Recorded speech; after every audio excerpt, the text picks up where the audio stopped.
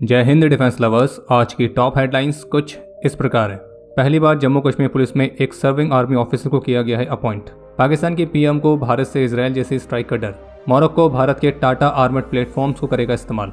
60 second के अंदर पाकिस्तान के 80 किलोमीटर अंदर तक इंडियन आर्मी कर सकती है स्ट्राइक। और चाइना ने अरुणाचल प्रदेश के 2 सेंसिटिव एरियाज तक पेट्रोलिंग करने की करी डिमांड।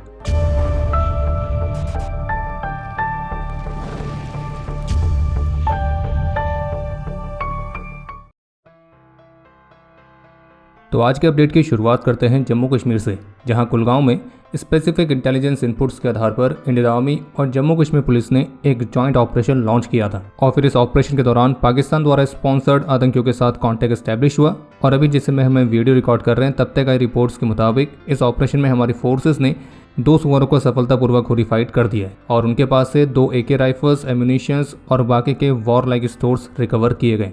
और इस एरिया पर सर्च ऑपरेशन अभी भी जारी है। और जबकि मीडिया सोर्सेज के मुताबिक इस ऑपरेशन में हमारी आर्मी के 4 पर्सनल और जम्मू कश्मीर पुलिस के भी 1 पर्सनल घायल हुआ था। इसके अलावा एक इंटरेस्टिंग अपडेट यह है कि जम्मू कश्मीर पुलिस में SSP training and special operations के तौर पर पहली बार इंडियन आर्मी के एक कर्नल रैंक के ऑफिसर को अपॉइंट किया गया है। और उन ऑफिसर का नाम है कर्नल विक्रांत पराशर।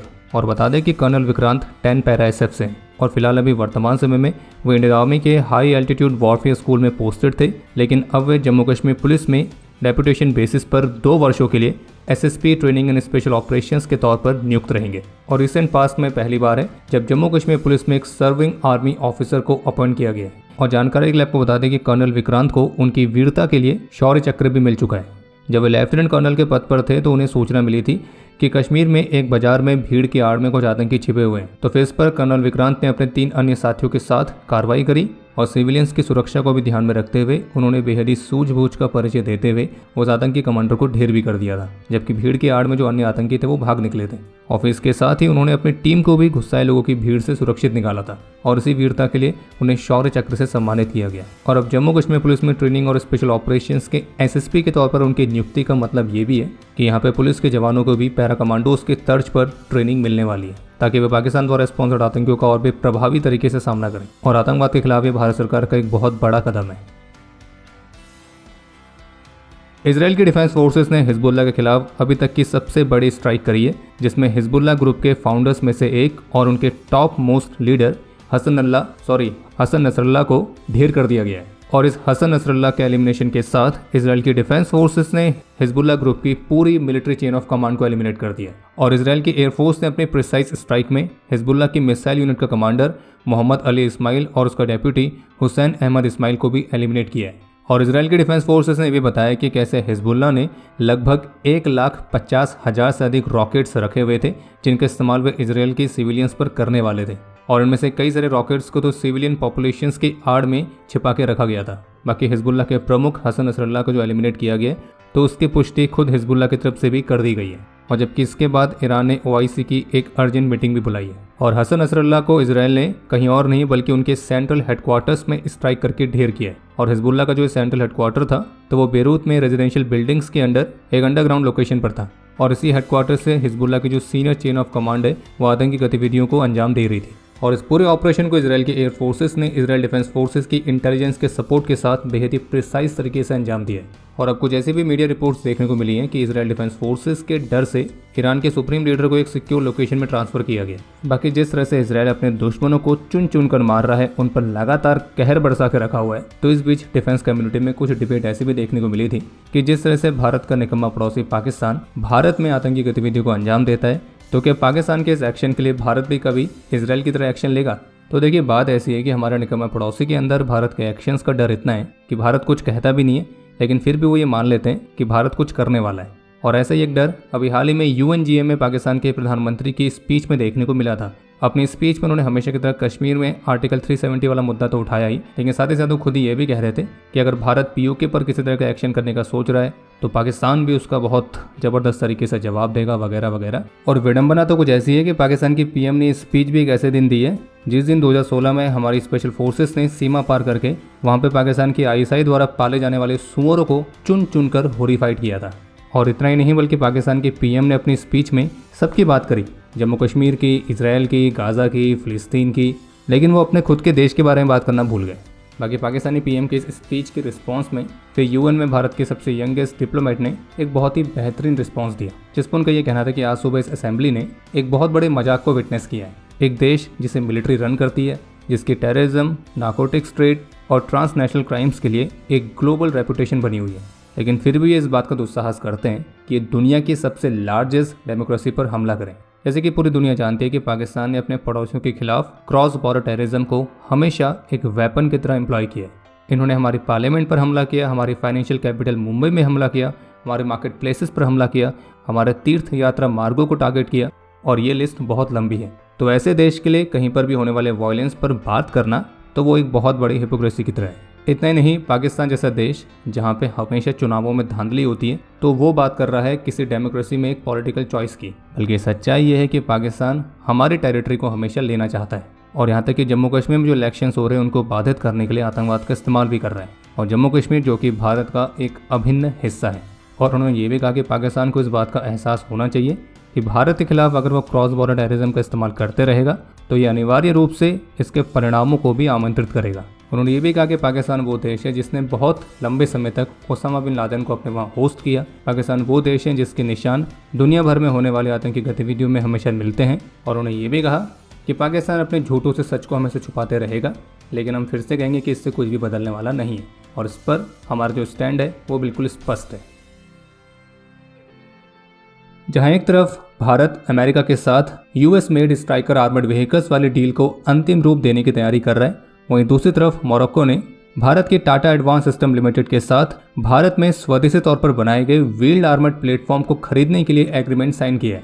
और टाटा के जो व्हील्ड आर्मर्ड प्लेटफॉर्म से इन्हें डीआरडीओ टाटा ने संयुक्त रूप से मिलकर स्वदेशी तौर पर विकसित किया है। और अगर लुक्स को हटा दिया जाए तो कैपेबिलिटीज के मामले में ये काफ़ी हद तक स्ट्राइकर व्हीकल के जैसा ही है। बाकी टाटा के साथ जो एग्रीमेंट साइन हुआ है तो इसके तहत मोरक्को के आर्म्ड फोर्सेस में भारत के ये स्वदेशी व्हील्ड आर्मर्ड प्लेटफॉर्म्स इंडक्ट किए जाएंगे। और इन व्हीकल्स की मैन्युफैक्चरिंग के लिए Tata advance system limited Morocco में डिफेंस मैन्युफैक्चरिंग प्लांट को भी स्टैब्लिश करेगी। और ये प्लांट मोरक्को आर्म्ड फोर्सेस की आर्मर्ड प्लेटफॉर्म्स के रिक्वायरमेंट को तो पूरा करेगा ही, लेकिन इसके साथ साथ ये और भी ब्रॉडर अफ्रीकन मार्केट में सर्व करेगा। और जो प्लांट मोरक्को में स्थापित किया जाएगा वो 1 साल में 100 कॉम्बैट व्हीकल्स को प्रोड्यूस करने में सक्षम होगा, और लगभग साल भर के अंदर ये फंक्शनल हो जाएगा। और केवल 18 महीनों के अंदर मोरक्को के लिए यहाँ से पहला wheeled armoured platform roll out भी किया जाएगा। आपको बता दें कि इन व्हीकल्स को इंडिया आर्मी की सर्विस में भी इंडक्ट किया गया है, लेकिन बहुत ही लिमिटेड नंबर्स में, और अभी वर्तमान समय में ये लद्दाख बॉर्डर्स पर डिप्लॉयड है। हालांकि फिलहाल अभी ये स्पष्ट नहीं है कि मोरक्को के आर्म्ड फोर्सेस में टोटल कितने प्लेटफॉर्म्स इंडक्ट किए जाने। बाकी आपको बता दें कि पिछले वर्ष मोरक्को ने अपनी आर्म्ड फोर्सेस के लिए टाटा के करीब 90 6 व्हील मिलिट्री ट्रक्स को भी खरीदा था। बाकी पहली बार है जब आर्मर्ड व्हीकल्स के लिए टाटा भारत से बाहर कोई डिफेंस मैन्युफैक्चरिंग फैसिलिटी को स्थापित करने जा रही है, और ये मेड इन इंडिया प्लेटफॉर्म्स की कैपेबिलिटी को भी दर्शाता है। लेकिन पता नहीं क्यों मेड इन इंडिया प्लेटफॉर्म्स के लिए एक लाइन याद आ रही है, हमें तो अपनों ने लूटा, गैरों में कहाँ दम था। अब आगे की लाइन आप कमेंट सेक्शन में पूरी कर सकते हैं। आईआईटी कानपुर की एरोस्पेस इंजीनियरिंग डिपार्टमेंट ने भारत में अपनी तरह की पहली डेटोनेशन ट्यूब रिसर्च फैसिलिटी को अनवील किया है। और यहाँ पर लेबोरेटरी सेटिंग में पहली बार सफलतापूर्वक डेटोनेशन वेव प्रोपेगेशन को डेमोन्स्ट्रेट किया गया था। और project leader professor Ajay Vikram Singh के मुताबिक ये जो डेटोनेशन ट्यूब रिसर्च फैसिलिटी है यानी कि DTRF, तो ये डेटोनेशन फिजिक्स से लेकर एडवांस कंबशन और प्रोपल्सन नॉलेज को एक्सप्लोर करेगी। और इस फैसिलिटी के माध्यम से मिलिट्री एयरक्राफ्ट और स्पेस क्राफ्ट के लिए और भी एफिशिएंट इंजन्स को बनाने में भी एक महत्वपूर्ण एक्सपर्टीज मिल सकती है। इसके अलावा एक अपडेट यह है कि इंडियन आर्मी के आर्टिलरी रेजिमेंट्स में जो साटा यूनिट्स हैं यानी कि surveillance and target acquisition units, तो इन यूनिट्स को महत्वपूर्ण तरीके से रीऑर्गेनाइज किया गया है। और यहाँ तक कि 1999 के कारगिल युद्ध के बाद से ये साटा यूनिट्स का पहला मेजर ओवरहॉल है, जिसमें इनकी सर्विस में ड्रोन्स को इंट्रोड्यूस किया गया है। और इन ड्रोन्स की मदद से आर्मी दुश्मन के क्षेत्र में 70 से 80 किलोमीटर अंदर तक टारगेट को आइडेंटिफाई करके उस पर 60 सेकंड के अंदर स्ट्राइक कर सकती है। और ऐसा करने के लिए पहले ड्रोन्स एक real time virtual imagery provide करेंगे, जिससे ग्राउंड पर कमांडर को रियल टाइम बेसिस पर एग्जैक्ट इन्फॉर्मेशन मिलेगी, और फिर उसके बाद वो केवल 60 सेकंड के अंदर ही उस टारगेट पर हमला कर सकता है। और इन ड्रोन्स के इंडक्शन से पहले यूनिट का रिस्पांस टाइम होता था 8 से 9 मिनट, लेकिन ड्रोन्स को इंट्रोड्यूस करने के बाद यही रिस्पांस टाइम अब केवल 1 मिनट रह गया है। बाकी आर्मी ऑफिसर्स का कहना है कि 400 किलोमीटर रेंज वाली प्रलय मिसाइल भी अंडर डेवलपमेंट है और इसे जल्द ही टेस्ट किया जाएगा। और जबकि 300 किलोमीटर से भी अधिक की रेंज वाले पिनाक रॉकेट्स का भी कार्य चल रहा है। आतंकी हमले वाले इनपुट्स मिलने के बाद से पूरे मुंबई शहर में सिक्योरिटी को टाइट कर दिया गया है, और मुंबई के रिलीजियस प्लेसेस और क्राउडेड एरियाज पर सिक्योरिटी अरेंजमेंट्स बढ़ाए गए हैं। और ANI की रिपोर्ट में मुंबई पुलिस को कोट करते हुए बताया गया कि मुंबई में जितने भी टेम्पल्स हैं उन सभी को अलर्ट पर रहने के इंस्ट्रक्शंस दिए गए हैं और साथ में ये भी कहा गया कि अगर उन्हें कोई भी सस्पिशियस एक्टिविटी दिखती है तो वे तुरंत ही उसकी रिपोर्ट करें। जबकि पुलिस पर्सनल को रिलीजियस और क्राउडेड लोकेशंस पर मॉक ड्रिल्स कंडक्ट करने के निर्देश दिए गए। इसके अलावा एक अपडेट यह है जिसमें द ट्रिब्यून इंडिया की तरफ से रिपोर्ट जारी करके बताया गया है कि LAC के साथ के डिस्प्यूट्स को रिजॉल्व करने के लिए जो भारत और चीन के बीच बातचीत चल रही है, तो इस बातचीत के दौरान चाइना के नेगोशिएटर्स ने भारत को यह सजेस्ट किया है कि चाइनीज ट्रूप्स को अरुणाचल प्रदेश के साथ के 2 एरियाज जो कि काफ़ी सेंसिटिव हैं वहां तक पेट्रोलिंग करने की अनुमति दी जाए। और इन 2 एरियाज में से एक तवांग के नॉर्थ ईस्ट में पड़ने वाला यांगसी एरिया है, जहां पे 2022 में दोनों देशों की आर्मीज के बीच एक क्लैश भी हो चुका है। और जबकि दूसरा एरिया है सेंट्रल अरुणाचल के साथ लगने वाला सुबानसिरी रिवर वैली वाला एरिया, जो कि कई दशकों से भारत के कंट्रोल में है। और अब इन 2 एरियाज तक चीन जो पेट्रोलिंग करने की डिमांड रख रहा है, तो उससे कहीं ना कहीं ये तो स्पष्ट होता है कि चीन इस पूरे मामले को रिजॉल्व करना चाहता ही नहीं है। और ये ऑब्वियस बात है कि चीन की डिमांड भारत कभी भी स्वीकार नहीं करने वाला है। जबकि ट्रिब्यून की रिपोर्ट के मुताबिक भारत ने चीन को यह सजेस्ट किया है कि पूर्व लद्दाख के इश्यूज को 3 स्टेप प्रोसेस में रिजॉल्व किया जाए। पहला स्टेप होगा LAC के साथ के ग्रे जोन्स में दोनों अपने ट्रूप्स की डिसंगेजमेंट करेंगे और अप्रैल 2020 वाली पोजीशंस पर वापस जाएंगे। और फिर अगले 2 स्टेप होंगे डी एस्केलेशन और फिर डी इंडक्शन, जिसमें दोनों देश अपने ट्रूप्स और इक्विपमेंट को अप्रैल 2020 से पहले वाली पोजीशन तक पीछे ले जाएंगे। और खैर बाकी अब समय है आज के इतिहास का। आज के दिन 2001 में अपने अदम्य साहस और वीरता का परिचय देते हुए मेजर अविनाश सिंह भदौरी ने अपना सर्वोच्च बलिदान दिया था और इन्हें मरणोपरांत कीर्ति चक्र से सम्मानित किया गया। आज के दिन 2019 में जम्मू कश्मीर में ही अपने अदम्य साहस और वीरता का परिचय देते हुए नायक राजेंद्र सिंह भाटी वीर गति को प्राप्त हुए थे। और आपके लिए आज का प्रश्न है कि 2016 के सर्जिकल स्ट्राइक में इंडियन आर्मी की कौन सी यूनिट मुख्य रूप से शामिल थी। और अब समय है आज के टॉप 3 कमेंट्स का, जो ये रहे आपकी स्क्रीन पर।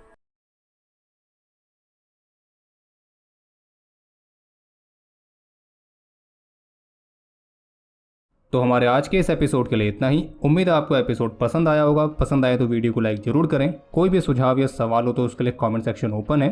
और बाकी अगर आपको मिलिट्री से संबंधित और भी एक्सक्लूसिव कंटेंट में दिलचस्पी है तो आज ही डाउनलोड करें डिफेंस स्क्वाड की सुपर ऐप। बाकी अगर आप चैनल पर पहली बार आए हैं तो सब्सक्राइब जरूर करें। हम जल्दी मिलेंगे नए एपिसोड के साथ। तब तक के लिए जय हिंद, जय भारत।